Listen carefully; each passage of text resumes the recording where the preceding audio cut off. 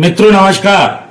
आपने सुना होगा कि लोग 12 साल तक किसी भी जमीन या मकान पर काबिज रहते हैं तो लोग बोलते हैं वह जमीन का मालिक बन गया या मकान का मालिक बन गया। एक मामले में सुप्रीम कोर्ट ने कब्जा 1990 से था। जिला ग्वालियर का ये मामला है। 4 नवंबर 89 को उसकी जमीन पर 2 मकान दुकान पर वो कब्जे के आधार पर चला गया। 1990 से उसका कब्जा था। फर्स्ट अपील गए, हाई कोर्ट गए, कब्जा प्रूव नहीं कर पाए, कब्जा उसमें प्रमाणित नहीं हुआ। सरकारी भूमि पर या सरकारी अधिकारियों ने बार बार प्रयास किया। ट्रायल कोर्ट को उसने रिवीजन लगाया कि दोबारा सुनवाई का अवसर दिया जाए।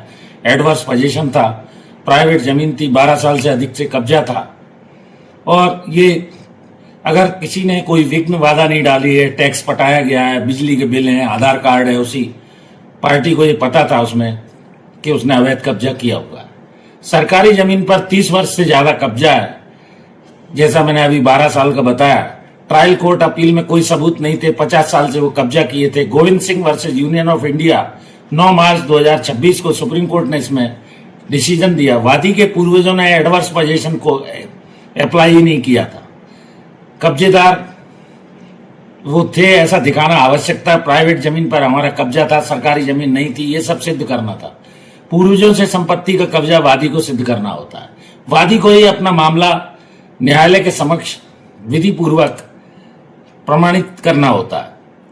ये वादी यानी प्लेंटिफ जो दावा लेकर जाता है, तो 50 वर्षों से कब्जा सिद्ध करना वादी को ही बताना था। बेईमान वादी के आचरण को सुप्रीम कोर्ट ने यह ठहराया कि यह प्रमाणित करने में असफल रहे।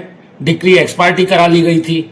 ऐसी स्थिति में वाद संपत्ति के वैधानिक वो आधिपत्य होने से अधिकारी नहीं माने जा सकते, क्योंकि वन साइडेड डिक्री थी।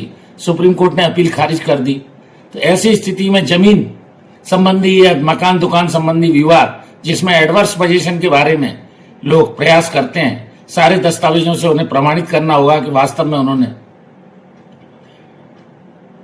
एडवर्स पोजीशन में वो रहे, सारे डॉक्यूमेंट्स उनके फेवर में, किसी ने विदाउट इंटरप्शन आज तक उनको कोई आपत्ति नहीं ली है। तो ये जो मामला मैंने अभी आपको बताया, ये इंपॉर्टेंट केस है और ये ग्वालियर का एक मामला था जिसमें ये व्यवस्था दी गई। आपको ये जानना चाहिए। सुप्रीम कोर्ट ने गोविंद सिंह विरुद्ध यूनियन ऑफ इंडिया 9 मार्च 2026 को ये लैंडमार्क डिसीजन दिया। धन्यवाद। जुड़े रहिए पैरामीटर ऑफ लॉ चैनल से। Thank you for watching this video. नमस्कार।